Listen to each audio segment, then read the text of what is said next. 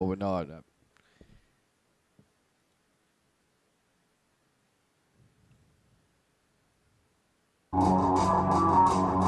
It's time for Dart Talk.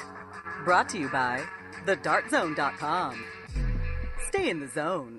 Thedartzone.com is an official Cosmo distributor and Windy City Fabricators, America's premier fabricators of orthotics and prosthetics. And Redwood Darts, America's newest tungsten darts. Stand straight and tall and hit them all. Redwood Darts. And now, here are your hosts, Mystery Mark and Steve P.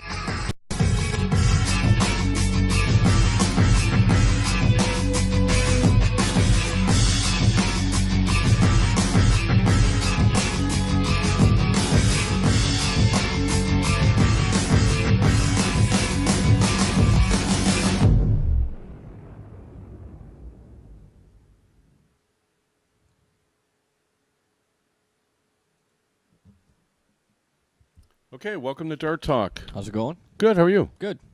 Dart Talk brought to you by the Dart Zone. Stay in the zone. DartZone.com is an official Cosmo distributor. Also, many thanks, Windy City Fabricators, Redwood Darts. Big show tonight. Yeah. Big show. We're going to have a report from the PDC Spectacular in Kingston, Ontario. Which is good. Talk to one of the players, get his impressions. There's been a lot of post-event discussion in some social media outlets. Well, that's not surprising. And, some of the things that were said I found somewhat surprising, so I'm going to talk a little bit about that. And then we have to talk about this women's stuff that we didn't get to last week. Yeah. And, there were some women that were looking forward to it, and, we were sorry about that. But we have Cali West will There join were women us. looking forward to us. Looking forward to us discussing the okay. topics. Okay. I don't know about looking forward to us. Cali West is going to join us in the second half of the show. I needed a woman to speak to women's issues, and I thought, Right. we enjoyed Cali last time he was on the show.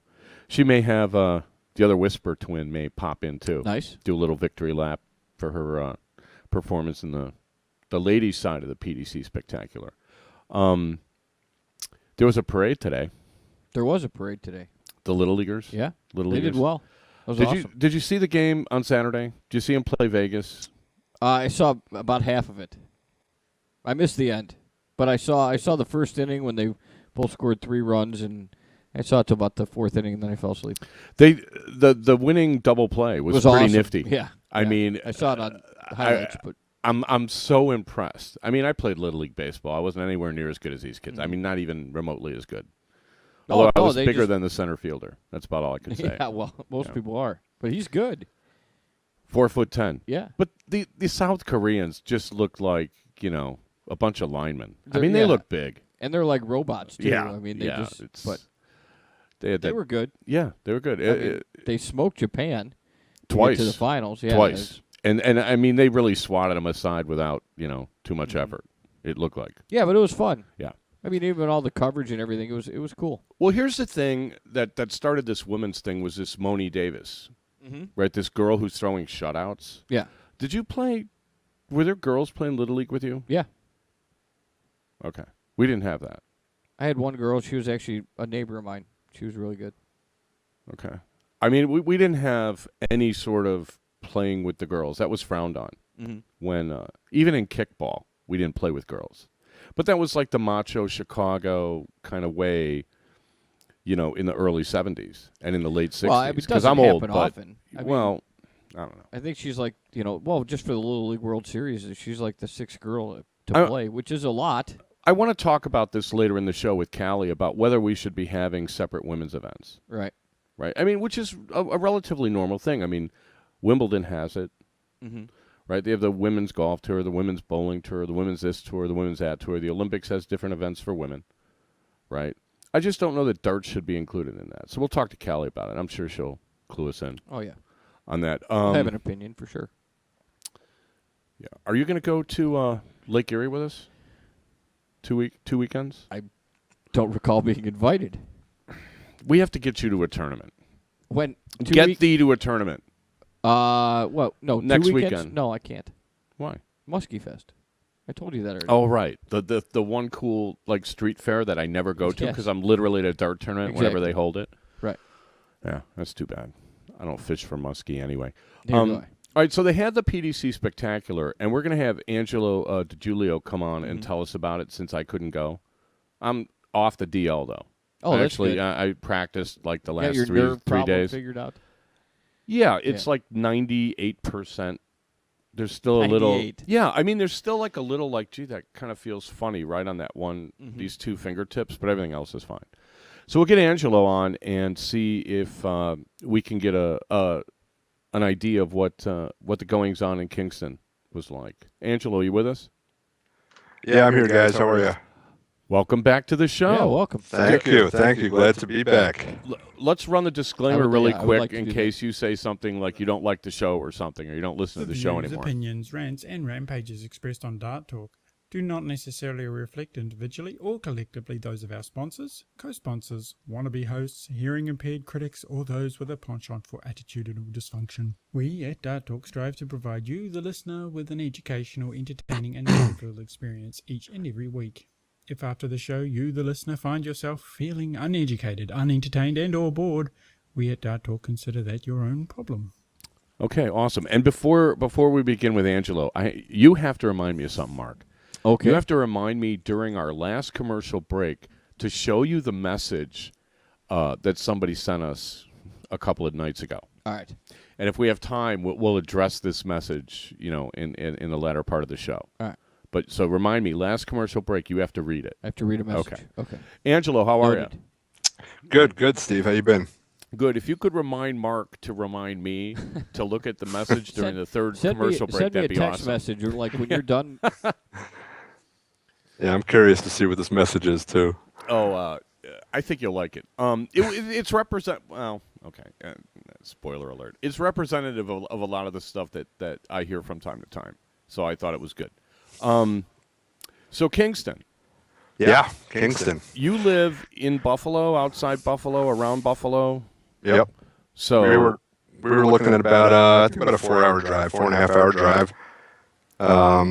Made the trip out with 3 other guys from Buffalo, and got there in time for the first the first of the 4 qualifiers on Friday night. Okay, Mark did not read the flyer and did not get I did emails not. from the promoter and does not know anything about the format of this event. Can you clue him in? I can absolutely do that for you, Mark. So this event, so it's the PDC for the North American spot in the World Championships. Which, by the way, we're going to also remind me to talk about whether we should have a North American spot. That's the other thing we need to get to. I gotta write this stuff down. That's why they invented, little apps on your Yeah, phone right. to give you notes. Sorry about that, Angelo. Go ahead. All right, so in the he's past- sorry for interrupting, which he seems to I do think that's going to repeatedly. be the last one. Yeah. Okay. All right. Go ahead. So I haven't been to any of the other PDC North America events, but from what I understand, those were like best of 11 legs, and the folks would move along in the bracket. For this one, and I guess what kind of intrigued me and some of the guys who went was they decided to have 4 qualifiers. So basically, out of each of the qualifiers, they're going to take the top 8 finishers and move them to the main event on Sunday. So the main event is where the ultimate winner would go to the World Championships, win that spot. So basically, you're getting 4 chances to move into that final field of 32. As the weekend goes on, each qualifier is going to have 8 less people. I think the final tally was about 105 men were in the men's event. So the qualifier on the first night, they had 16 boards dedicated to the men's event. What was the format for each qualifier? So each qualifier was best of 5 legs, best of 3 sets. So it was a set format, which I guess for the PDC North America events they haven't had. They've just been the straight They used best to of be. 11s. When the PDC first came to North America, we played sets. Okay. And so did the PDPA events. And then at some point they changed the PDPA to just a straight race to 6. And then consequently, the PDC stuff went to a race to 6. But if you would go to Vegas for the Desert Classic, all the qualifiers were sets. And just like the World Championship, the shortest format in the World Championship is, Sets are best of 5, and you Yeah. got to win 2 sets to advance in the early rounds. And then, it gets later and later. You have to win 7 sets to win the championship. So stamina does become an issue. Yeah, I mean, you mentioned stamina. I mean, how they did basically the markers for the match. After the first round, when you lose your match, then you chalk the next match. Now, if you're going, best of 5 legs, best of 3 sets. So a minimum, it's say you won 3-0, 3-0. Okay, it's 6 games. 6 games is still going to be, probably close to a half hour. If you run the full 15 games, you're looking at probably over an hour.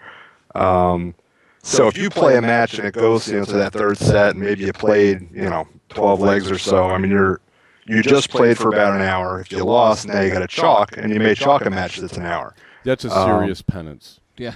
Yeah. It's a serious penance. If you play bad, you have to not only stand still and chalk, but then mentally beat yourself up over the way you played because As you're watching other people play, maybe as you're watching not other as people well play, as you, not as and well. you're like, I could have beat that guy. Yeah, it's totally like one of the worst punishments. I chalked one match that went to the 14th game. As every dart goes in the board, it's like hitting you in the head, ding, ding, ding. It's bad. It's bad. And so you chalked one that went 14 legs, Angelo? Yeah, it went 14 legs, so it went 3-2, 3-2, and then somebody had won it 3-1. But yeah, I mean, just standing that long between playing and marking. But it's I liked it, right? You're not scrambling for a chalker. Yeah, if you I know. What are anybody you doing who's on the chalking show? has lost. No. Wow, that was kind of caustic. You can only be on the show if you've never Yeah, lost a game of right, darts. ever. Okay, so we're, I don't know we're, we're fired why too. am I on the show? I don't know. Right. Anyway, I'm sorry. Go ahead. By the way, I ran like into Andrew Balfour, and I said, Mark really did admit that he played really bad, and he was immediately like, "Oh, he played worse than bad." We've discussed So this every every week. I ran into him the other day. Yeah. He hasn't forgotten. I yet. literally, You got to buy him a beer. I literally could have been blindfolded. Somebody could have set me up to the line, and I would have thrown better. Like in the thing that Hannibal Lecter uses to get the Potsy off the balcony, like kind of just roll you in. Yeah, right. Okay. Sorry, Angelo. No problem. So, so on Friday night, you're looking at pretty much 6 or 7 people per board, and then you'd play off through your board. The board winner would be, a top 16 person for the qualifier, and those folks were guaranteed, I think, $50. So, if you were on board 1 and you won board 1, you'd be waiting to play the winner of board 2. The winner of that match would then go to the main event on Sunday. Okay, and, So and they had 4 of these. 4 qualifiers, correct? Was there 1 Friday, 2 Saturday, and 1 Sunday morning? Correct. Yep. Okay, now that would be rough. But That would as be you rough got to to qualify Sunday morning and then have but to as- play Sunday. But as you got to Sunday, I mean, that qualifier, you were down to, most groups had 5 people in it. Right. So you're really talking like one playing, a semifinal and a final for the board. So, the brackets were seeded. More pressure, too. Yeah, with the brackets being seeded, so the seeded players would usually get the bye on the board. All the qualifiers were seeded Right. based on what? I'm not sure which it was the PDC North American Order of Merit. I don't know. There's so many Order of Merits that I'm not on that I don't really care which one it is. Where are we on time? Because I have a question for him. Well, we got a couple minutes. Okay. Before we go any further, Angelo, I wanted to ask you. You obviously went to this tournament. You've been kind of self-deprecating humor here, but you went into this tournament not really thinking that you had a chance of winning it, but it was something you wanted to participate in. Absolutely. And I would think with a couple of the other guys from Buffalo thought the same way. One of our shooters, he qualified night 1. Doug Boehm, who was on your show, he was one of the Guinness guys who played all night, the marathon. Oh, sure. He got through night 1 to the, he finished the qualifier, but he had to go through eventual champ Dave Richardson, went through Bob Seneve, and went through Dan Olson. So he beat those 3 guys on Friday night. Yeah, to basically just be able to hang out until Sunday afternoon. Well, good for him. Yeah. That's Yeah, pretty which good. is it's quite a feat. I mean, it's looking on Facebook, people are griping about different things here and there, but I mean the talent in the room was very good, man. I mean it's I never met John Part before, seen him before, and for me as a fan of darts, that's kind of cool. I'm just watching John Part play darts, Up close and personal. Yeah, it was neat. So as a fan, it was a great time. I would go back in a heartbeat if they ran one next weekend. Okay, we're going to continue on this, Angelo. We're going to take a real quick. We're going to take a real quick break, and then we'll come back with you. If you just mute your mic, we'll only be gone for about 2 minutes. Thanks, Angelo. You're listening to Dart Talk with Mystery Mark C. Pronunciation, and we will be right back.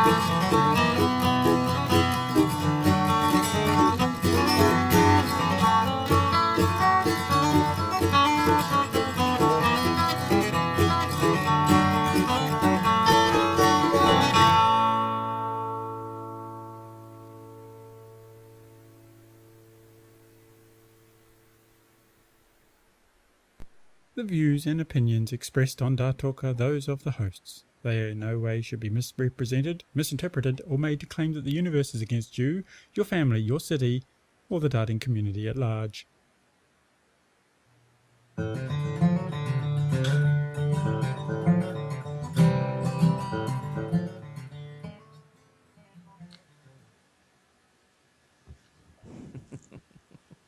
Back for the second quarter of Dart Talk, brought to you by the Dart Zone. Stay in the zone. TheDartZone.com is an official Cosmo distributor. Also, many thanks to Windy City Fabricators, Redwood Darts, and our guests waiting in the wings here. Angelo DiGiulio, a participant in the PDC Spectacular in Kingston, Ontario over the weekend. Can you still with us, Angelo? Yes, sir, I am. I would like to say one thing real quick. We apologize to anybody having trouble in the chat. I don't know if it's working or not, but nobody seems to be chatting much, so keep trying. But you tried to actually put something in there and it didn't work. And it hasn't come through yet, so we really don't know what's going on, but keep trying. That's all I can say. Sam, the intern, broke the chat, is basically what it was. Right. So we're going to have to get Sam, the intern, and call him on the carpet. I took him to a ball game. Yeah, I took him to the Cub game. He said he had a real good time, so that was good to see. See, we treat our interns well. We abuse them on the air, but then we take them to ball games and buy them hot dogs. Right? I mean, so we're cool, right? Isn't that what we're supposed to do? Yeah. Okay. So where were we, Angelo? We're talking about... I'm used to on-air abuse.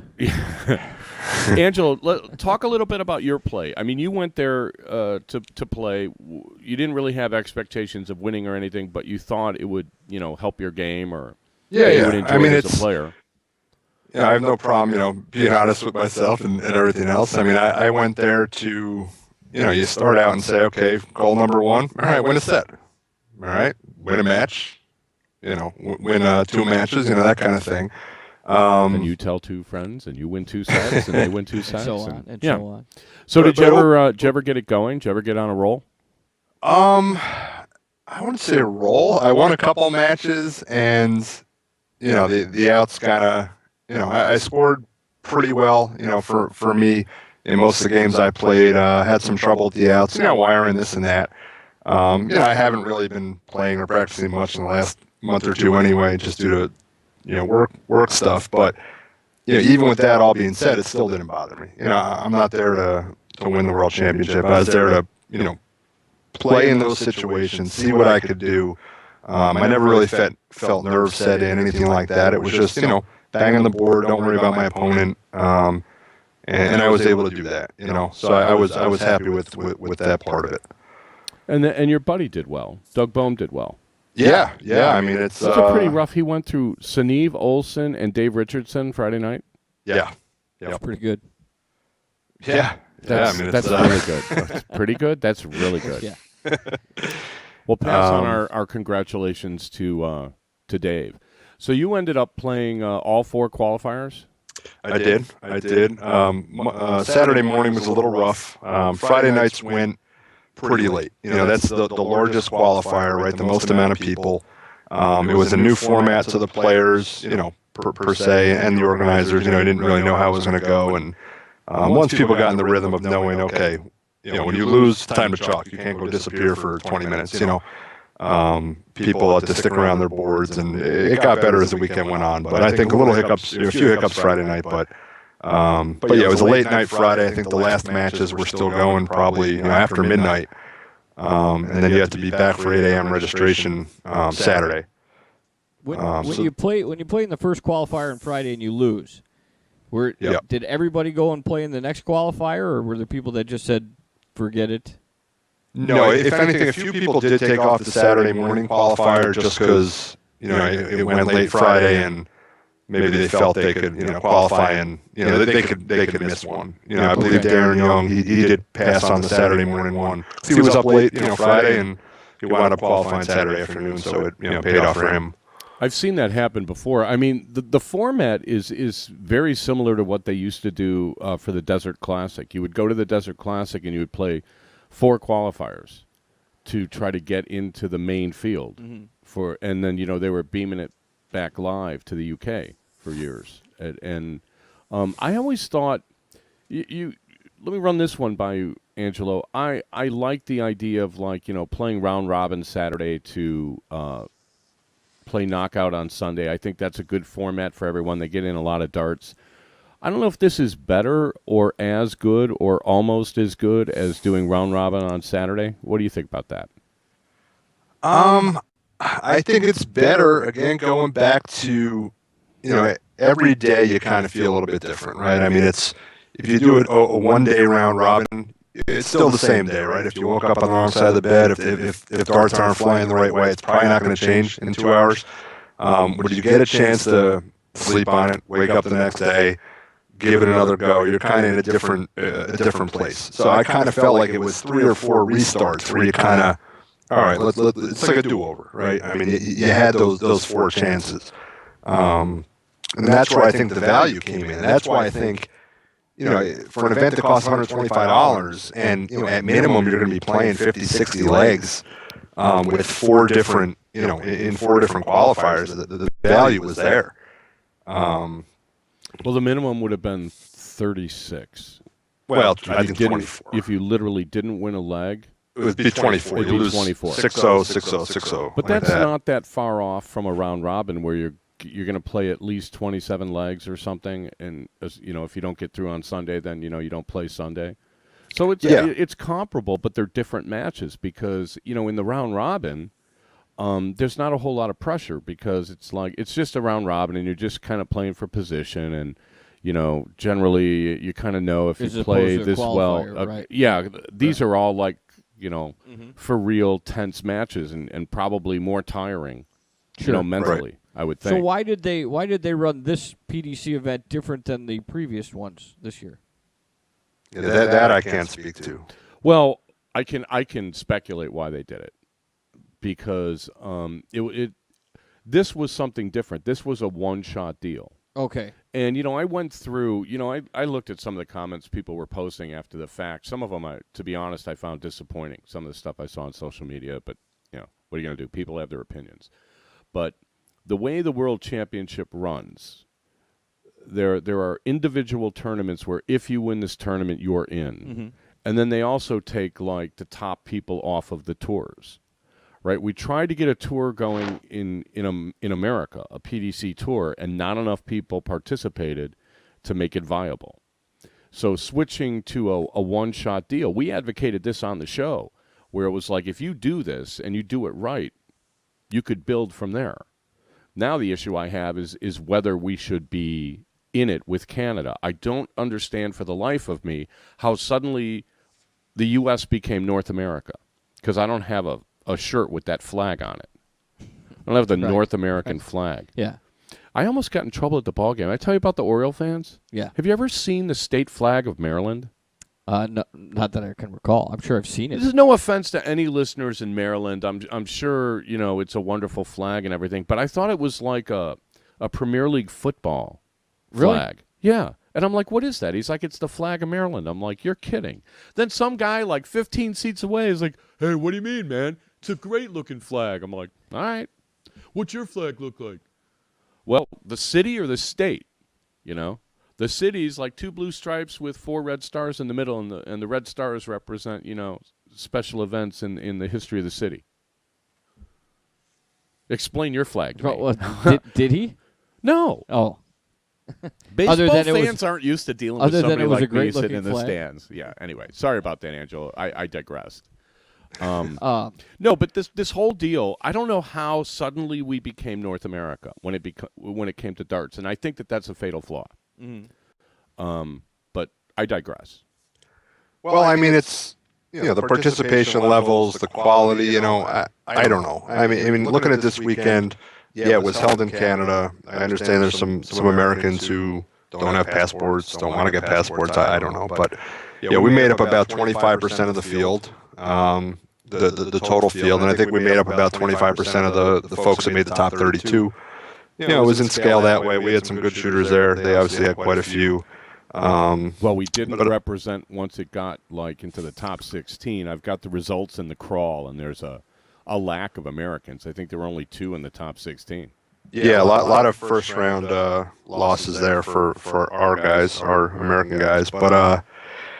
I don't know. Yeah, that's a whole other discussion, how we're sending guys, North America, U.S., Canada. Well, you live by the border. You live very close to Canada. And I could definitely see advantages if you're going to be doing, quote-unquote, North American events.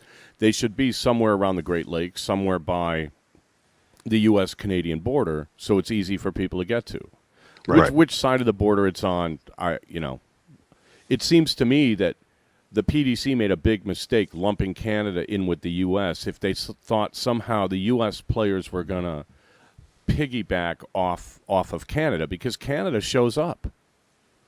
Canada, their guys come and play. And, they don't always win, but, I mean, they have a lot of great players in Canada. They come out and they support these events. And you look at all the big names we've been talking about in America in the last 3 months. How many were at this tournament? Yeah, there was a serious lack of people at this tournament. And there might have been some of the BDO 365 issues and all that stuff, but right. I mean, I did not reach out to a bunch of people and say, "Hey, why didn't you go to this? Why didn't you go to that? Why didn't you go to this? Why didn't you go to that?" Because I'm not the police. But what I'm starting to think of is like, look, if Americans don't want to support PDC events, then Americans shouldn't get a spot.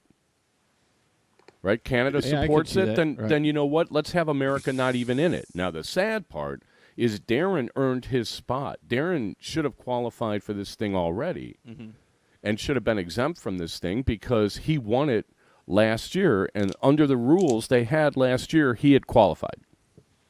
Right. So I asked him about this a while ago, and he didn't seem to be all that upset about it. He may be upset now. I'm not going to speak for Darren on his unhappiness. Some of the stuff I saw on Facebook, though, was like beyond belief, sort of like, my gosh, I can't believe you put your name on that. I mean, Dave Richardson's a fine shot. Ontario's got lots of fine shots, and from what I heard, Dave Richardson played fantastic all weekend. And straight through the final. Yeah. I mean, the final was, he just threw steady darts, just lots of tons. Not ton 40, not ton 20, just lots of 100s. And that was enough to beat, Sean Rain, who never really caught fire in that final. But he was, explosive getting to the final. Big scores, explosive, you mean? Big finishes? Hey, he beat John Parr, big finishes. Had a nice match with Dan Olson in the semis. Dan was up a little bit, and Sean kind of something clicked, and he started pounding the board big. And I personally thought, it was, Sean was going to win. And then because I wasn't real familiar with Dave. I don't know if I missed this. So what happened? What was the format after the qualifiers? It was not a knockout. It was still set format, but now it was best of 5 legs, best of 5 sets. Okay. So he'd win 3 sets, which is what that's what the Le Scratch format was in the knockout, was best of 5 sets. Mm-hmm. And part of the reason the PDC got away from the set format is because you could literally win without winning more legs than the next guy, which is what I did to Mawson in Le Scratch the one time I went. He actually ended up winning more legs than me. But I won more sets. Right.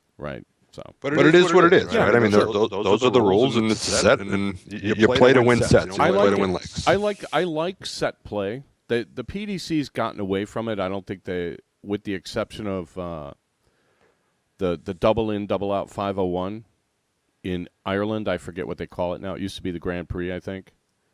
Yep. And the World Championship, they don't play a lot of sets anymore. Sets are cool. Sets give you like an extra chance to get back because there's extra pressure in that last leg. Right. And there was, a lot of us, I know we played PDSL format, which is set play. So it was very similar to stuff we were doing anyway. And I think that's probably why it was easy for me to convince a few guys to go out, because it's formats we play anyway. And, it winds up costing you $1 or $2 a game if you look at it that way. I mean, guys who play soft tips would spend more than that probably, I would think. I mean, I go out on to practice with somebody, and we end up playing 30 legs. Right. I mean, what would that have cost us between us on a soft tip board? Like $40, $50? Yeah, exactly. $30 each. Doesn't cost us a dime to play steel. So, I mean, but I guess what I'd want to say is to anybody who's, I consider myself probably like a low 60s, shooter for point per round type thing. If you're at that level, to go to these kind of things, I think is a no-brainer. If you just want to kind of get better, test yourself, do something, it's great for that skill level. As you get up the chain to the 70 point per round guys, 75, I mean, you have a shot at winning these things. It's again, it should be a no-brainer.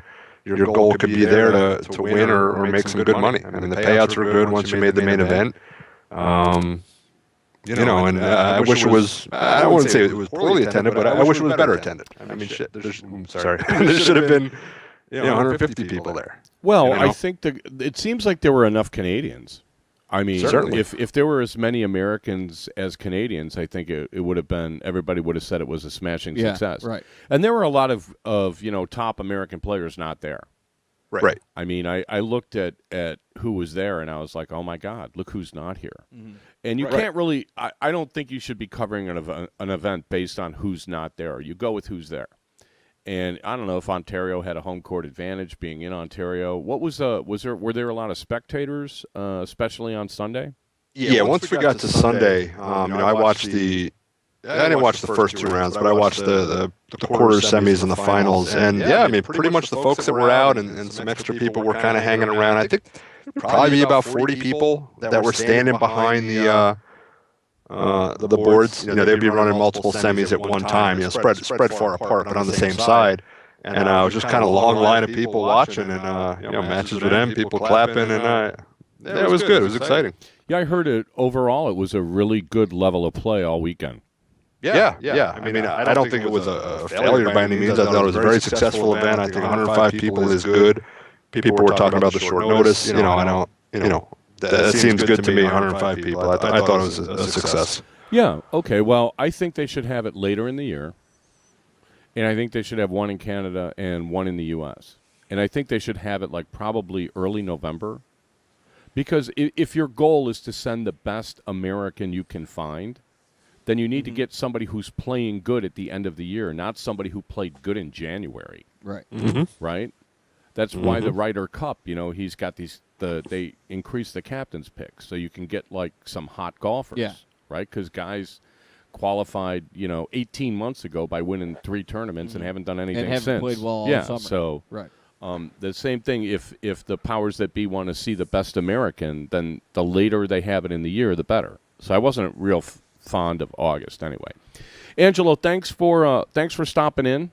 I'm glad you had a good time. We appreciate the report. And I'm going to hang up on you, but I'll talk to you real soon. All right, guys. Thanks. Okay. Angelo DiGiulio from Buffalo, New York. We're going to take another break, and we're going to come back with Cali West of Syracuse, New York. Talk some women's stuff. Get educated. You're listening to Dart Talk with Mystery Mark, Steve Ponciano, and we'll be right back.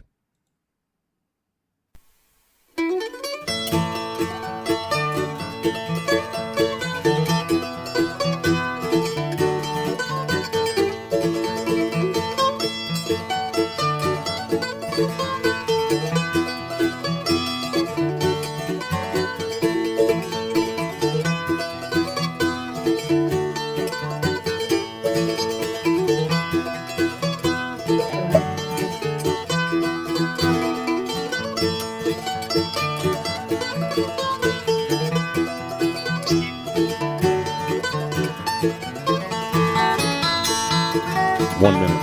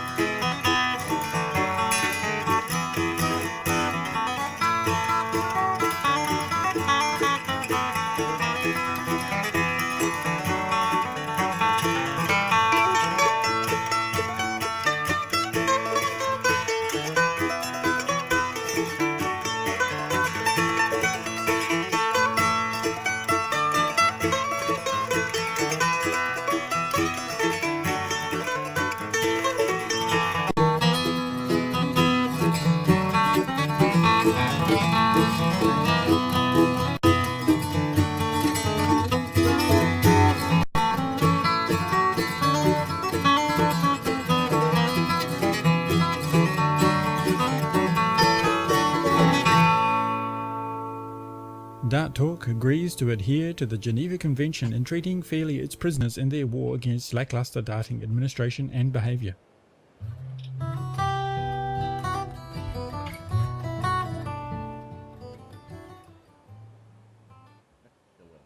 Again?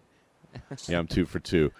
Back for the second half of Dart Talk, brought to you by the Dart Zone. Stay in the zone. TheDartZone.com is an official Cosmo distributor. Also, many thanks, Windy City Fabricators and Redwood Darts. And our guest now, Cali West from the Nice. Salt City. Welcome, from, Cali. Thank Syracuse, you. New York. How are you guys doing tonight? Good, Cali. How are you? I'm great. Congratulations, first off, on you're having a pretty good season, and you were the runner-up in the women's side of the PDC Spectacular in Kingston, Ontario over the weekend. Yeah, it was a lot of fun. I really enjoyed the format. We actually, we were playing, the Ladies Spectacular was in conjunction with the PDC. It had no real affiliation with it, but it was a separate event that was run for the women. And we played the same exact format as the men, which was pretty awesome, I thought. What? The same as the men? Oh, Yeah. no. Imagine, right? How on earth did that happen? How could you guys? Who goofed that Yeah. up? How'd you have the stamina for that? Was Yeah. stamina an issue? For me, it was a little bit of an issue since I had to play in 3 of the 4 qualifiers to get in. Oops. As Angelo was saying, At least you didn't have to play 4 out of the 4. Yeah, the first qualifier, we got done basically at 3 a.m. The men were just finishing up, and we just finished up about 3. I lost in the finals. Robin won her side. I lost my side. I lost mine to Maria Mason out of Ontario. She's having a good year, so Yeah. there was no way I was getting up in 3 hours to go play darts again. Well, why don't you just stay up? Yeah, no, I don't think so. So after working all day and then driving up, I wasn't up for it. So well, you kick back, you catch up on past episodes of Dart Talk. I mean, that'll keep you awake, right? Oh yeah, absolutely. that's a sleeping pill. Ugh, jeez. Okay. Yeah. So I skipped the second qualifier, and then I played the third qualifier where I lost to Trish Grezik, who took out a 160 on me in the first set. And the momentum just shifted all the way to her, and I was done that night. So then I decided third time was a charm. I got up and played the last qualifier on Sunday morning and made it through. I wonder if that was a good warm-up for you. Maybe that gives you an advantage over the people coming in a little cold. I think in the first couple of rounds, it may have given me advantage. I was definitely, obviously, after playing a good 3 matches, I was ready to go. That I think, I don't know if it helped me against particular players, but I mean, I had some tough people to play, and I had to play Deborah Lee Roberts the first round of the championship round, and she's a pretty accomplished player from Ontario. And then I had to play Kim Whaley Hills after that, which was also incredibly difficult because she's, one of the top Canadian players for years and years, and managed to squeak by her to make it to the finals versus Robin, which was nice. But basically, by the end of the night, I had nothing left. Robin steamrolled me. I mean, she played brilliant darts, and I just didn't have an answer for her. She swept me. I think I took 1 leg, maybe 2. And did you play the same? Were the championship rounds the same length as the men's? Yeah, best of 5 sets. Nice. Okay. Yeah, that was cool. And is that the same format the women play at Le Scratch, or is it? Do they play shorter? We do play a shorter format at Le Scratch. We do best of 3, best of 3. Best of 3 legs, best of 3 sets, and that is for the championship, round, the Sunday.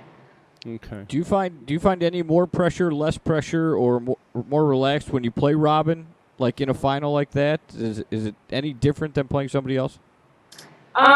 It is a bit different, mostly because this sounds crazy, but one of my main motivations for playing well is the money. And knowing that it's all going to the same place at the end of the day, it's very hard for me to get real, real intense. I would think, I can't imagine what that would be like. It's very hard. It's actually really hard. I mean, you're playing someone who rights? knows you better than anybody, and it's really very tricky. What about the bragging rights, though? Well, those are all hers for this time. I mean, I definitely wanted that, but like I say, I just had nothing left, and she was just playing so well. Maybe you guys need to add something, since the money is irrelevant. Like, I can't wait to hear this one. Loser does the dishes for the rest of the month or something. I mean, I don't know. Yeah. I'm sure you guys can come up with something. Yeah. Yeah, we'll have to come up with something for next time. I mean, splitting is kind of weird. I've done that in finals and played so poorly. Once I decide to split with somebody, I mean, it's just sort of like the event ended and now it's an exhibition match or something. I mean, it's just different. Right. It is very yes. Well, let's talk about some of these women's issues. We started talking about women because we have issues? Well, no, we're from you got to remember a couple of shows ago now, right? This Moni Davis, the way she was playing against the guys. Remember, I was talking about how the main reason, what I've been told, the main reason that there's not that women don't win against men in chess is because women don't play men. Right. As they're coming up, they just kind of just play women all the time, and then because the men are the better players, they never play against the better players, and therefore they never improve. I mean, obviously, if it's chess and there's nothing physical, and the women can't beat the men, I would look at that to be the main reason. Right, it's because you're not playing the guys. Right, sure. Right, the PDC, and believe me, I'm really not real happy with the PDC today. They tried to do a women's thing, and then they got rid of it, and just said the women can. All the events are open. If the women want to play with the men, the women can play with the men, and some people have.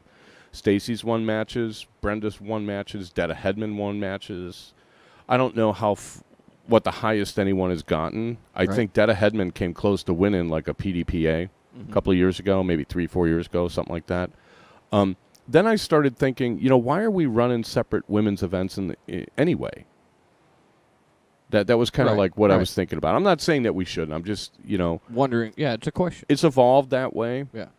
And, of course, I talked to Jill about it, and Jill's like, well, she just wants to play whoever. And then, we were talking about our local league. In our local league, Cali, you have like a rating. Just the same way like electronic players have ratings and stuff like that.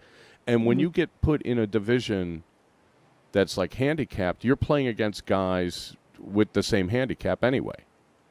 Right. So I started thinking, well, now, why is it that we don't just have open events for everybody? In the long run, it would be better, I would think, for everyone. In the short run, I'm not so sure how that would work out. It would be bad, I would think. So I'm running this one by you, Cali. Participation-wise. Yeah. What do you think would happen? Well, I really think you would lose a lot of the women players. Obviously, I'm more than willing to throw my hat in the ring against the guys. I got no problem with that. And so are, I'm sure, a lot of the other top players. But when you're looking at your average player who wants to come and play a tournament and get some experience, I just don't see women wanting to, a lot of the women don't even really want to play me, right? So why do they want to play, Darren Young or Larry or Jim Widmeyer, Well, a lot of guys probably stay away from the same reason. Recreational players that aren't the strongest and don't think that they're going to really win or anything. Constantly you hear them griping, I had this guy in the first round, that guy in the first round, they're one and done. I think it would have to change. It has to change from the bottom, though, and eventually, you have to get the women used to playing in league against, But they men. do. Well, they do in Chicago. The only that was the thing about the women's league in Pennsylvania that I was kind of wondering how it evolved, because here the women play the guys that are in their in league, classification. but not in the tournament. Well, no, they do play. Yeah, they do play. Right. Yeah, they play the guys, but they only play the guys that are in their division. Mm-hmm. And I'm pretty sure. Yeah, you guys have like the brass and the silver. Yeah. And Soft Tip, I'm sure, does the same thing. Like if you go to the NDA and you're in section 33, where you average 0.48 marks per round, or however they do it, whatever I'm not trying to be disparaging to Soft Tip players, but if you have 33 divisions, whoever's at the bottom, they don't have one for the girls and one for the guys. Right. So at what point are you separating the guys and the women then? Open events? It just strikes me as I'm puzzled how it even evolved that way. Right? Because the guys have to suck it up and play against people that they don't think they can beat. And you're saying the women wouldn't do it. Yeah, guys are more competitive in general. I think a lot of women who want to go to these tournaments and, see how they do or whatever. I don't know. I just don't feel that they'd be really into it. I don't know. I just don't think it would help our numbers. No, on the Diddle Tour, I don't think it would. I don't think local recreational league players are going to want to go play open. No. But it doesn't seem to me they're all that enamored with playing women's events anyway. if the women's events are constantly going to shrink, if you had a format, let's say, Cali, you used a format like they had this weekend, where you had the 4 qualifiers and then the knockout on Sunday, and obviously you'd have to change something so you're not playing till 3 a.m. But if they just lumped all the women in with the men, how would that be? I don't know. I still don't know if that would really go over well. However, I will say this. As far as the Diddle Tour versus a tournament like we just played last weekend, what a difference in getting your money's worth in, I still say to this day that the reason there's so many more players, women or men, in Canada, just even in Ontario, is because they do all of the, longer formats, and you get a lot of darts for your money. And these girls, maybe they're not the best in the room, but they get to play as many games as I did, and they get to really learn some stuff, and they get their money's worth, and that's really what I think we need to start working towards. I don't know about the men versus women thing as far as that goes, But I definitely think we need to start getting away from this best of three garbage. It's just not. Yeah, it doesn't help anybody. You're going to get a better gauge, like just personally, you know, best of three, boom, you lose. But you know, you play long format, you might lose the first three sets, but actually you might get a gauge of, well, I started playing better and I had a chance and I didn't do this, and then you can, you know, kind of look back and kind of self-analyze what you need to do to get better. You can't really self-analyze if you play poorly for a best of three. If Absolutely. Yeah, that was what, you know, honestly, when I first started playing darts seriously, the first thing I did, I mean, I'm only 100 miles from the border here in Syracuse. I went up and played in Montreal. I went up and played Bob Jones tournament, even a bunch of smaller tournaments, you know, they were held in legions. And I got so much darts for my money that I learned so much so quickly. And I think it was really one of the reasons for my kind of quick success in the game, because I got to learn all of this stuff, you know, just in one weekend. Okay, let's take our last break, and then you can help us break down this message I got from this guy, and we'll talk some more about the women's thing, especially. I want to talk about whether women, if they're going to be in separate events, should be playing the same length matches as men, Cali. So remind me to get to that when we come back. All right. Okay, you're listening to Dart Talk with Mystery Mark Steve Pronunciaman, guest Cali West of Syracuse, New York. I cannot talk today. We will be right back.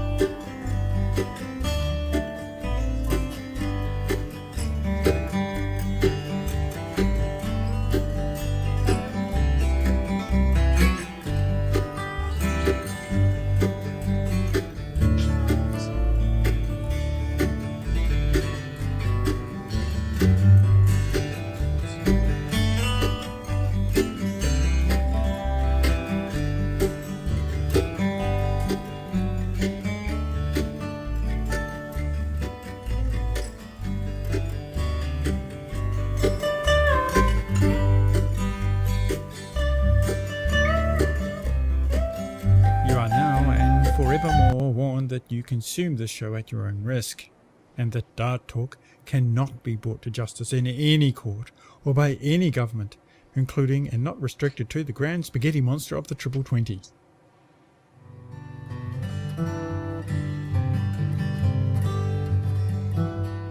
Okay, back for the fourth quarter of Dart Talk, brought to you by the Dart Zone. Stay in the zone. TheDartZone.com is an official Cosmo distributor, and many thanks Windy City Fabricators, our host, and Redwood Darts, and Cali West, who's still with us, I hope. Cali? Yeah, I'm here. Yay! Congrats to Robin, by the way, for winning if she's hanging out. So what was the thing that I wanted to ask you now? Was it length if of... we should be playing the same format as the men. Yeah, here's the argument that I will play devil's advocate for tournament organizers. Just talking about 501, women play longer games than men. The legs, they end up using more darts, taking more time. The matches take longer. So in order for the events to run, and kind of end on time, they kind of cut the women's events and make them smaller or shorter, rather. But you also don't have the same amount of numbers, participation-wise. So it shouldn't take as long. It depends. Well, it depends.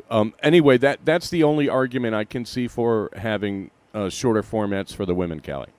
Right. And, to a degree, I can understand that. However, what I think, fail to remember is some of the top players and how well they can play. I think maybe some of the earlier rounds, sure, you don't have as long of a format or whatever. But as you get into the upper, final rounds, I think we can play the same amount of games as the men. There was not one time where we were lagging behind the men, and we were playing the same exact format, the same amount of sets. And Robin and I were playing the finals when the men's were playing the semifinals on the final day. And we finished at almost the same time on all of the qualifiers. There wasn't as much of a difference as I think people tend to think.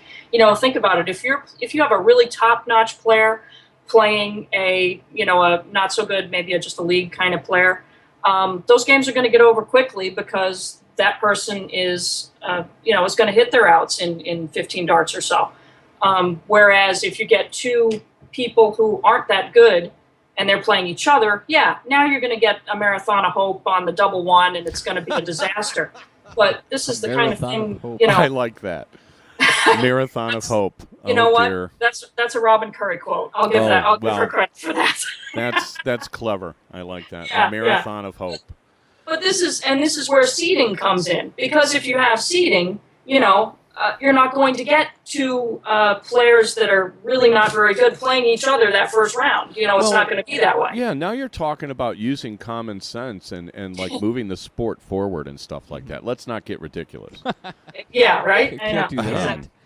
But I guess one thing I just want to mention, something that really irks me as a player who can shoot a 12-dart game. I actually, speaking of Trish Grezik, who took out the 160 on me, a couple of weeks before in Stanford, I played her top 8, and I had back-to-back 12-dart games and then a 15-dart game to finish it. We can play darts. I feel like we deserve a little bit more than best of 3. And honestly, there's a lot of tournaments that, the men, it's going to be best of 5, then best of 7 for top 16, best of 9 for top 8, best of 11 for this, and for the finals, best of 15, and the women, best of 3. Well, I don't understand, you want to be like the guys, but you throw like a girl. I know, though. And then there's a lot more girls than, a lot more ladies that used to, that do play a lot better than I think, when's the last time you watched a women's match? And, I have to say, Robin threw a bunch of 12 darters over the weekend. There's some really great women out there, Sandy Hudson, Paula Murphy. These girls can play. Oh, I know that. I was disabused of any sort of gender-related biases early in my dart career, but maybe I'm an exception to the rule. We talked about that on the show a couple of times. Yeah. Well, there's a couple of them. Jennifer Daggy whooping me in cricket in Iowa once. I was like, wow, check this out. Now, this whole deal with equality, I told you before the show that they're going to end up suing the Canadian Women's Federation or something. The Soccer World Cup for women is being hosted in Canada next year. And apparently the stadium where they're going to have the final and some of the other matches have artificial turf. And the women are feeling dissed because you can't really play proper soccer on artificial turf because you got to slide and tackle and get dirty and everything. And so unless Canadians have a hard time growing grass, which I don't spend any time in Canada, I don't know if that's true, they're going to sue FIBA over gender discrimination. Now, what do you guys think of that? Is that this trend in every single sport where somehow the women are less than equal to the men? Make your case. You made your case. You made your case for the length of format, right? Yeah. I'm of the age where when I was going to college, Title IX was just coming around, the amendment to Title IX. in '88, and you know, our facilities were. I played on the college basketball team, and our facilities were maybe a quarter of what the men's facilities were. You know, it was discrimination at its best. I mean, it was just ridiculous.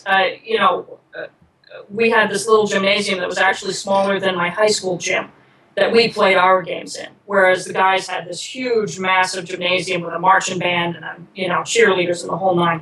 And so I do believe that we as women all have to start saying, you know, we're not gonna take it anymore.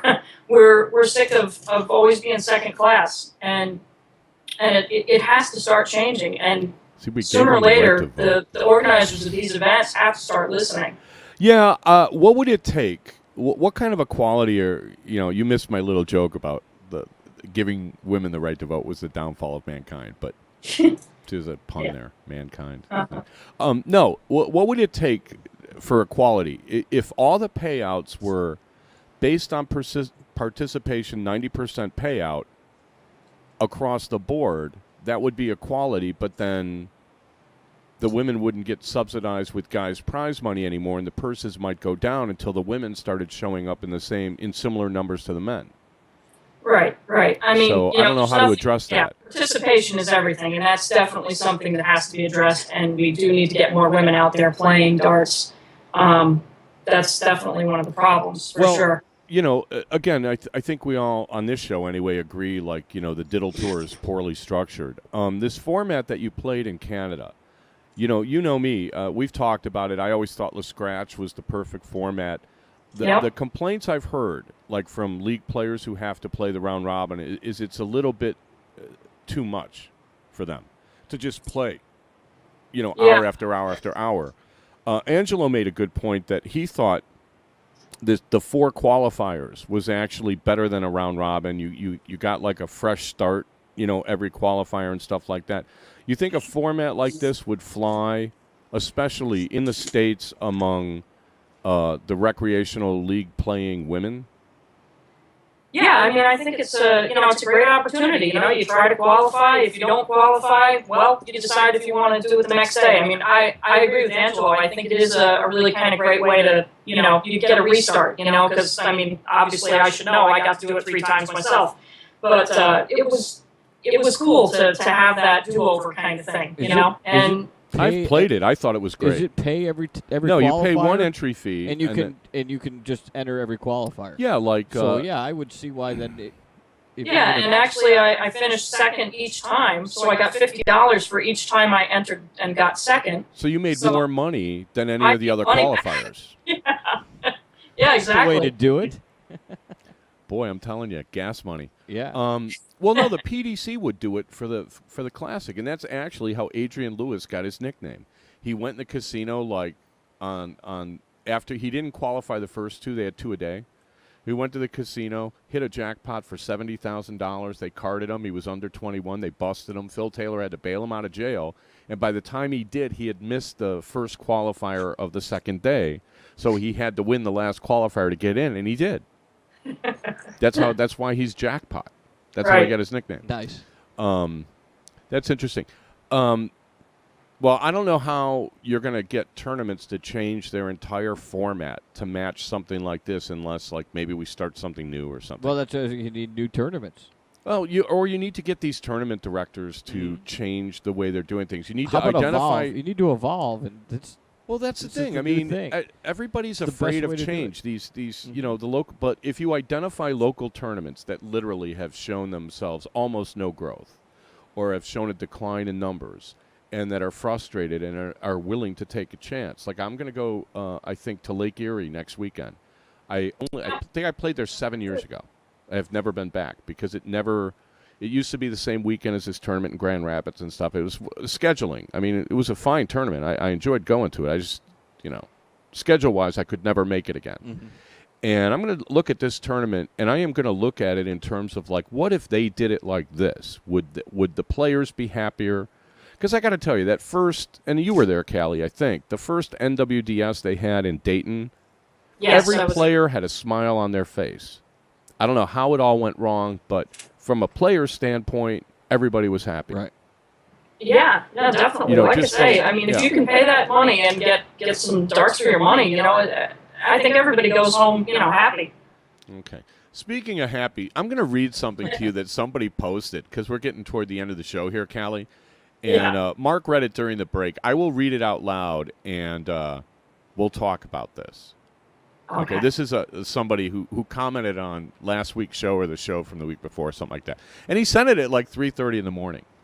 So hopefully he's in Europe, and he's not like just home from a league. Or it was just kind of weird. I have a feeling it's a prank. I think Danny Delfino created like his own name just to put this in here. Nice. But I found it representative of kind of the stuff you hear a lot. So here's this guy. His name's Don Baxley, and he says, I get the impression from listening to several shows, he's talking about Dart Talk, that the hosts are prejudiced against soft-tip darts and the game of American cricket. That's how he starts. Steel-tip darts is nothing more than darts as they were in the 1930s. Who in their right mind wants to shoot at the triple 20 all day with someone standing next to the board keeping score when you could play on a machine with a variety of games and the scoring is done automatically? As far as math goes, any sixth grader can do the math for 501. Learning outs is ridiculous since no player can hit more than 50% of the outs above 100 anyway. It's better to use numbers you can really hit than specified outs. Some players think it makes them special or better than they are if they know the outs, even if they can't hit most of them, even if they can't hit them most of the time. LOL. I just sort of like read that and I was like, huh? So apparently he disagrees. Why try to take out a 170 when you can't hit it? And what I wanted, here's what I wanted to post to the guy. I was like, I'll tell you what, I will put you in a match against a drunken monkey. The monkey's on 170 and you're on 179. And you each get 3 darts, and we'll see who wins. Because eventually the drunk monkey will hit it. Right? I mean, it may take 8 years, but you're never taking out the 179. Right? No, yeah. Well, I mean, his point what is, kind of sense what is good it? does it know what the 164 out is when you're only going to hit it like 5% of the time? Well, because it just sounds to me like he's a recreational. But don't you have to know? You have to know some sort of an out in cricket too, don't you? Because you have to know. You have to do the math every turn to see how many points you're ahead or behind. You have to know right? You don't just go all around the board and hit 3 bullseyes and look at the score and see if you won. I just looked. So here's my response to this guy. I said, interesting thoughts. We're not prejudiced against soft tip or cricket. Although if you listen regularly, Steve thinks cricket requires far less skill and is one of the primary reasons Americans rarely succeed overseas. And we've talked about that because people spend too much time playing cricket when they should be working on their finishing and playing 0-1. It puts you at a disadvantage against people who only play 0-1 in an event that is 0-1. Your cricket doesn't help you. Right. I mean, that's common sense. What else did I say? We cover major soft-tip tournaments and include soft-tip results in the news crawl. Right? We do that. We talk about soft-tip events. There just aren't that many. Right. We're going to talk about the local blind draw. I mean, we did a 24-hour-a-day news cycle. Hey, and here's the results from the Friday night blind draw in Joplin, Missouri. I mean, yeah, that's compelling. Not sure what you mean about the math. If any 6th grader can do the math, cricket arithmetic is nothing more than 4th grade multiplication tables. Right? So that's 6th grader, 501s for 6th graders. Cricket's for 4th graders. I thought that was subtle. Also, we sense you don't understand much of the nuance of 501, but that's common among people who prefer electronic cricket. Thanks for listening. I thought that was fair. Are we prejudiced against soft tip? No. Well, I mean, how did our show get the reputation that we're prejudiced against soft tip? Because I criticized it. I criticized everything. Just because you prefer one thing over the other doesn't mean you're prejudiced. I mean, that's what he's taking it as. I married a brunette, so I'm prejudiced against redheads. Exactly. Is that how it works? Yeah, okay. apparently. All right. Did you think anything out of that? Does your girlfriend know you're married? She thinks we're married. Oh, okay. Callie, was that entertaining at all? Did you get anything out of that? To be honest, that's just kind of the stuff that I end up seeing a bunch of on Facebook, and I just kind of shut it off after a while because I just feel like it's not even worth the effort to try and argue the points. Okay, so but you don't agree with the guy. No. Oh, okay.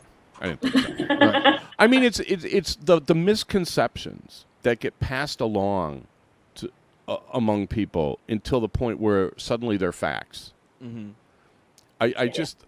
I've never been one of those kinds of people. You know what I mean? Well, I mean, I'll ask somebody. I'll be like, "Hey, did this really happen? Did you do this? Did you?" I don't get the argument, so to speak, of who wants to sit there and throw triple 20s all day when somebody stands next to you and chalks when you can sit there and go around the board. But if you're playing there's a possibility he doesn't mention that you have to, put in like $1 a game or whatever it is to play soft tip. Over and over and over and over and over again. I mean, like I was saying, who wants to do that? But I'd rather spend $100 and play 8 hours of darts. I don't know. By pumping quarters into a I don't machine. know. I know. I've had the discussion actually here in Syracuse with several people. Same exact discussion. It's just, hey, if you like one or the other, fantastic. As long as you're playing darts, I think that's the most important thing. Well, I'll kind of half agree with her. I mean, it's good that people are out playing. I mean, I'm not, going to get into which machine is superior and all that stuff. I mean, people take that apparently to personal levels, right? Yep. I prefer the darts live boards because they're lit from the back and I can see them better. Okay. Right, and like the G3 boards with all the black, those visually never set up for me well. Mm-hmm. But coming from steel, I was used to looking at a certain thing, and then that never worked for me. So I don't like the lighting and all that stuff. And then it's nice to be able to pull your darts out of the board without hurting yourself. I like that too. So. Oh, and then you got the Phoenix boards, which look like a steel tip board. So that's kind of cool. Yeah, I saw a picture of those. Those look pretty cool. I don't think there are any in Illinois. I haven't seen any. Okay. We don't have soft tip in Chicago anyway, but it's out in the burbs. But I haven't heard of any Phoenix boards coming. I think this is like kind of arachnid country. I gotcha. You know what I mean? They're in Rockford, which is not far from Chicago. And I think it's kind of one of these regional, territorial kind of whatevers. Phoenix isn't going to try and come in and who knows? Overtake it. Whatever. I mean, my attitude is I'm for any company that's putting money into darts. That's why I think Darts Live is awesome. Mm-hmm. I mean, they're having a tournament in October. It's not the greatest weekend that they could have picked, but I mean, for $125, you get a whack at 15,000. One entry fee, and then there's no coin drop or anything. It's probably the best soft tip tournament I've ever seen compared to, I haven't seen that many. What is it, Halloween weekend? Yeah. Well, it's like the same weekend as like Myrtle Beach, and then there's something else the same weekend. Colorado's the same weekend as Myrtle Beach? Yeah. So Colorado, Myrtle Beach, Vegas, and then I think that the Triple Elimination World Championship is the same weekend too. Oh, really? Yeah. Oh. Yep, it's all falling on the same weekend. So, Callie, are you one of those that think that the true way to determine a champion is a blind draw, triple elimination? No. You be careful. That'll be like our. Maybe that's that'll what we be the need one to do. we're covering. Maybe we need to do Friday night, Saturday, Sunday morning qualifiers to get into First the triple Wednesday elimination blind draw. First Wednesday of November. That's going to be our lead story. Is the triple elimination blind draw and how many people they had in there? And well, you have to qualify for it, though. Right. I mean, hey, look. I mean, if you're going to be of the attitude that if you're out throwing darts, then the world is great, okay, so be it. But as far as like getting it to the point where we can have excellent tournaments in America that people want to come to, which is the whole point. What we've always said. Remember, I got into it with some other guy about. Cherry picking and all that because he went off and played in Japan. And I'm like, the idea is to get tournaments here that people from Japan want to come here and play. Right. That's the whole point. Well, and what steps have we taken for that? So we'll have to see. I think there's room for something like this. I forgot about this format that they had in Canada with the sets and the 4 qualifiers. Because I did play the ones in Vegas for the Las Vegas Classic, and I thought they were awesome. I just thought they were awesome. I never qualified. I never got on stage there, and I walked away every time a better player and just totally happy, for the experience. I lost to this pro from England and that pro from England, and so what? Right. It was still good. There's only one winner at the end of the day, so it can't be about winning. That was the whole deal with the, you think the women would enjoy this format, having the 4 cracks at everybody and la-di-da-di-da. But at the end of the day, does it matter if a guy beats you or a woman beats you? No. You're going to go home saying, well, if it would have been a women's only event, maybe I would have done better. Would you have won? I mean, if the standard of play that Cali and Robin are talking about, where they're throwing 12 darters and stuff like that, I don't know. Maybe we need to just move all the top women and make them play open with the guys. Maybe that would be the – well, not to pick on you, Cali, but maybe that would be the thing to get more women to come up. You know what? I have a quick little story if you want to indulge me. Yeah, let's indulge her and go over, because we've never gone over before. No, go ahead. We're already over. Yeah, we're already over. Well, this whole thing, the difference between women and men, and, if women can throw that well, then why aren't they playing the guys and all this business? In our league, in the Salt City Dart League, it's just one division. It's several divisions, but it's mixed. If you want to play in an upper division and you're a woman, then that's your thing, whatever. So I play in the top division, and I was playing this guy who was a soft tip player, I think, originally, and then maybe he started playing steel. He'd only been playing for a short time. I never even seen him before. It's league night, and he's ready to kick my butt. So we're playing, and this guy, who literally just started playing darts maybe 6 months ago, steel tip darts, was throwing so well because he wanted to beat me, and he wanted to beat this woman, I had to throw 2 9 marks, probably 3 or 4 7 marks, and I couldn't even tell you how many 5 marks to beat this guy. And this is just a league player who just, came out of nowhere 6 months ago. Now, you put me up against someone like Larry Butler or someone like that, I can't help but feel that same desire to beat a woman is there. That is just, I don't know, that just fuels them to throw almost ridiculously good darts, so much more above what they can even usually throw if they're playing somebody else. Is it the fuel to beat the woman, or the I fuel don't know to if not I be buy beat this by a at woman? all. I mean, I understand people getting geeked up to play people. Yeah. I don't understand guys getting geeked up to play women. No, that's my point. I've never. It's more of the fear of losing to a woman than it is. That's what I'm saying. Than the need to beat the woman. I mean, exactly. What I'm saying is these guys come up with these almost superhuman abilities all of a sudden. See, what I've heard is the opposite. I've heard there's a couple of famous matches I can think of off the top of my head where Trish beat a guy, a ranked guy, and from what I heard, the guy played terrible. And, Stacy beat Larry Butler at the PDC in Chicago, I don't know, 5 years ago, whenever it was. And, everybody was surprised by that. But, it's not like Stacy can't play. Mm-hmm. Oh, absolutely. So, but I didn't hear of like, Trish's opponent suddenly started raining ton 80s on her.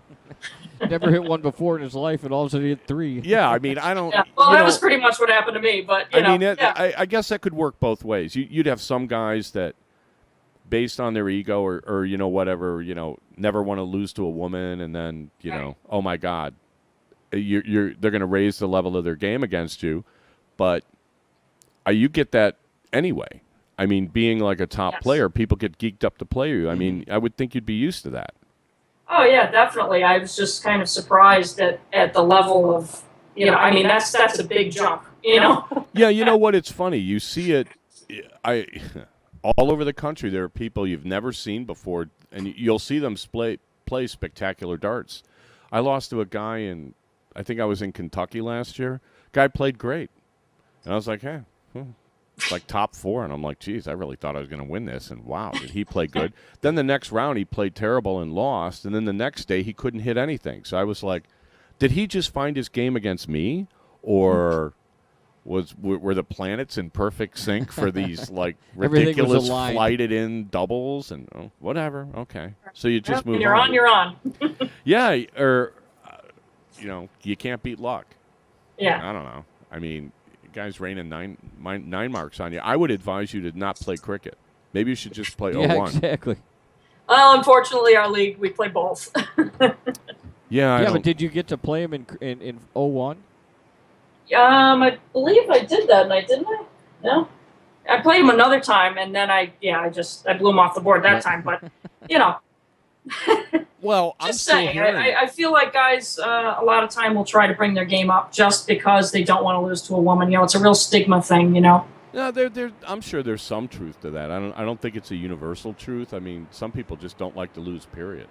So, and I tried to explain this to Jill. With some guys, they wouldn't care, except they don't want to have to go explain to their buddies that they lost to a woman because they're going to get mocked for 6 months. Right, exactly. Because guys mock each other any chance they get. You know what I mean? Yeah. Like, did I tell you about Mark's playoff semifinal a couple weeks ago? No. He didn't play good. No, I mean, you get the needle out and you kind of joke around. And, Jill doesn't understand this. Love of my life, Jill doesn't understand that when guys are joking around and saying, oh, you leave a putt short and it's like, does your husband play and stuff like that. It's just sort of, it's a guy thing. It has nothing to do with women. It has to do with guys needling each other. Right? But somehow it's a it becomes... derogatory comment about women, and that's what sets Jill off. Yeah, well, but it isn't made to a woman, and it's not really about women. I try to explain this to her, and I never get anywhere with this. No. With this You're explanation. Like the throw with a girl. I mean, Callie just laughed it off. Right? Yeah. But, okay, well, we don't have to reopen that whole thing. Do you want to plug anything, Callie? You're running are you starting to run soft tip draws in Syracuse or something? Yeah, actually, I'm... Well, we're prejudiced against soft tips, so don't mention So why are them. you plugging that? No, just kidding. No, I'm just kidding. Robin and I are running Phoenix Leagues in Syracuse, and we're starting up some leagues. It's going pretty good so far, so we can plug them for a second. Well, we had I also wanted to plug, the Lake Erie Classic, like you said, because Vogue Starts, my sponsor, is actually sponsoring the ladies' event, so that they will be getting paid the same amount as the men's event.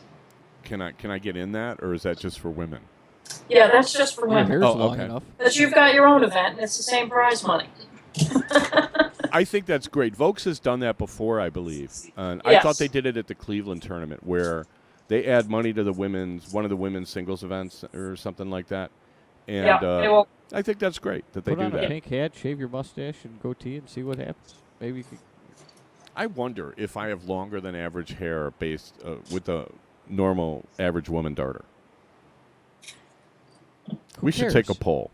Well, I didn't update the poll page. Maybe we should poll That's that. a new poll. Yeah. Anyway, okay. So now the Phoenix League, is that online women's thing? We had Melinda on a month ago, 2 months ago, or something. She was talking about that. Yeah, no, it's not the same thing. That's this Phoenix League is different. I think what that was the G3. I'm not sure. I don't know. I don't know what this is machine it just. was on, but- They also play. You can play internationally as well on these boards, which is pretty cool. Oh, the remote play. Yeah. What do you think of that? Do you enjoy doing that? It's actually kind of fun. I was doing it a couple of weeks ago, and it's pretty cool. Nobody uses their real name. So it's kind of like, I don't know, how do you figure out who you're playing? I don't know. I use mine. Oh, do you? And I apologize. We got results from a Sheltie league that the guy sent me, and I didn't have time to get them in the crawl. We'll put them in next week. Sorry about that, Kevin, because I'm prejudiced against soft tip. I mean, how many times is the crawl late with steel tip results? I mean, honestly, we got to start getting Sam the intern doing the crawl. Right. I mean, that would be very helpful. That would be part of his job description. What do you think? I still can't figure out what else he broke yet last week.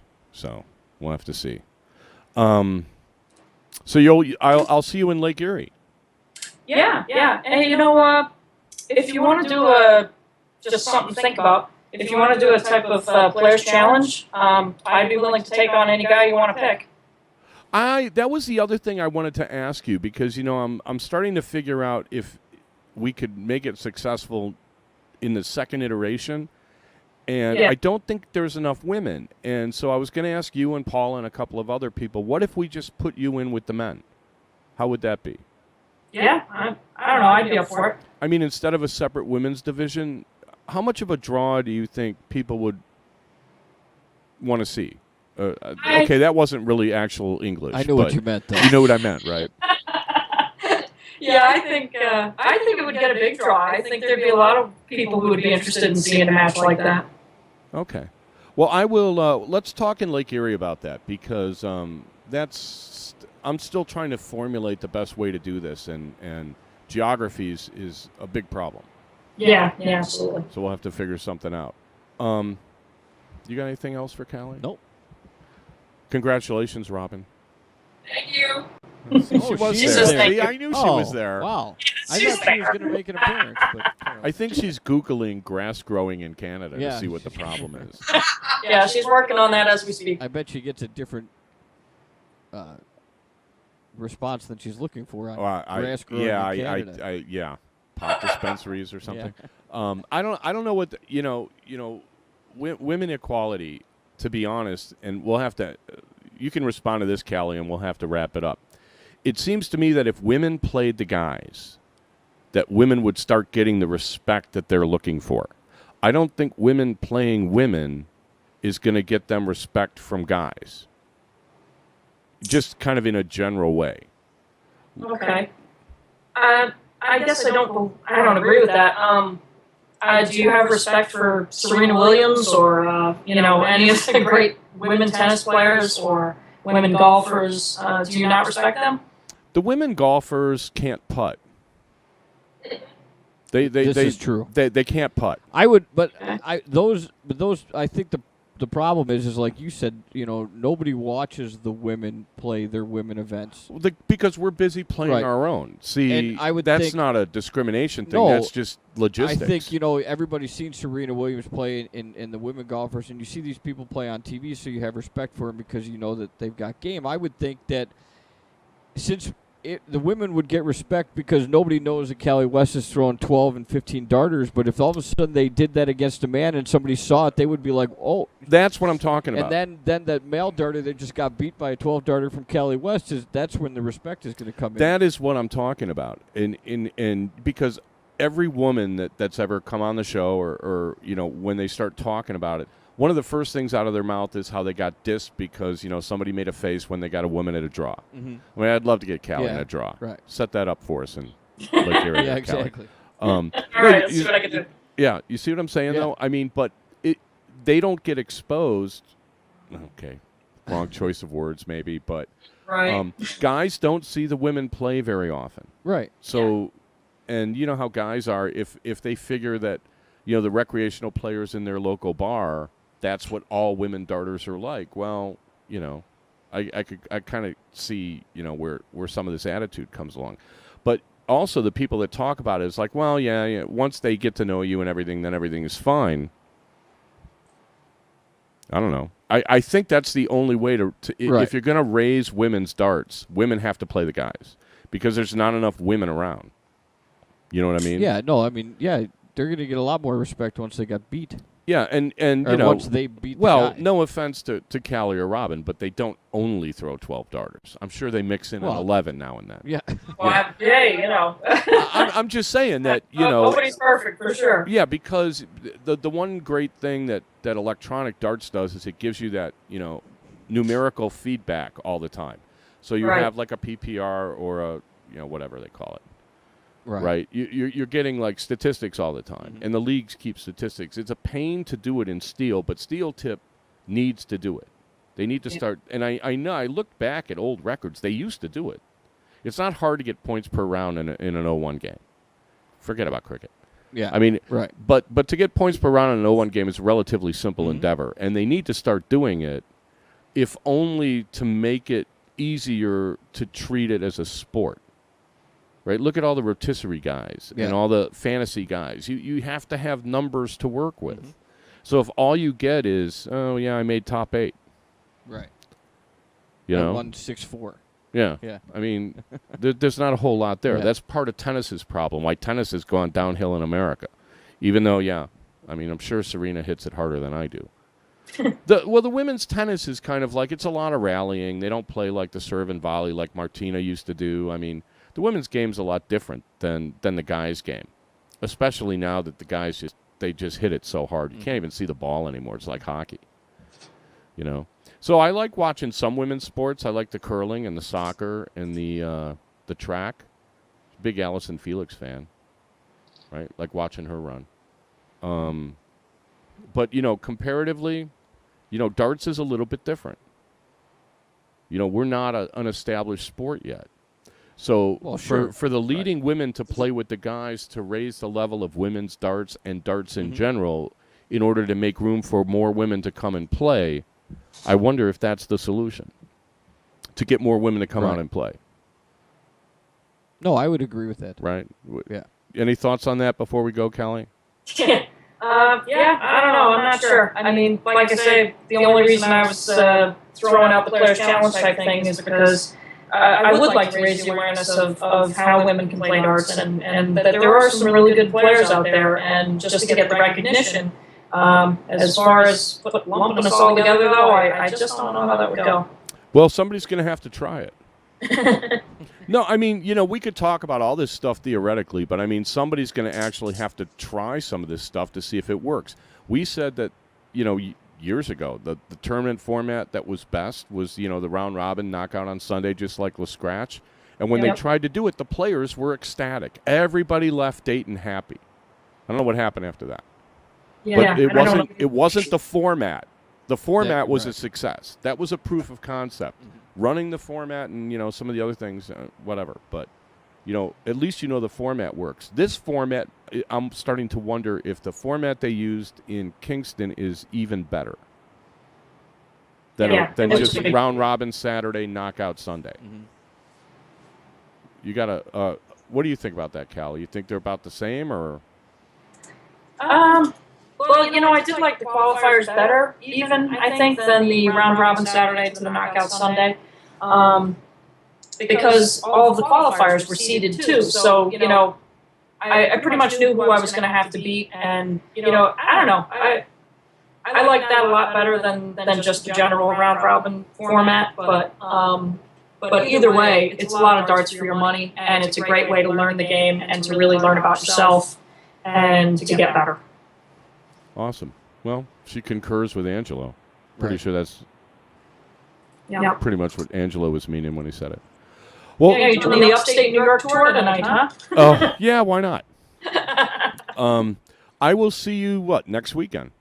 Yes. Okay.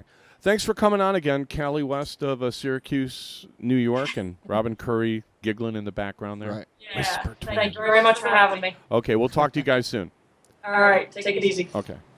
You got anything else before we go? No, I think we've about covered it for today. Okay, thanks everybody for listening. As usual, you can email darttalk@gmail.com, post on our Facebook page. You can get the podcast off darttalk.us as well as the video archive. It's also on Stitcher.com, TuneIn.com, iTunes. We'll be back next Wednesday with more. Yes. We hope. Well, hopefully not Hopefully, less. yeah. Hopefully we don't have 8 o'clock Central, 9 o'clock Eastern, 8, 9, 6 o'clock Pacific. Lord knows what time and wherever you may happen to be. Thanks again for listening, and we will Dart Talk to you next week. Y'all take care.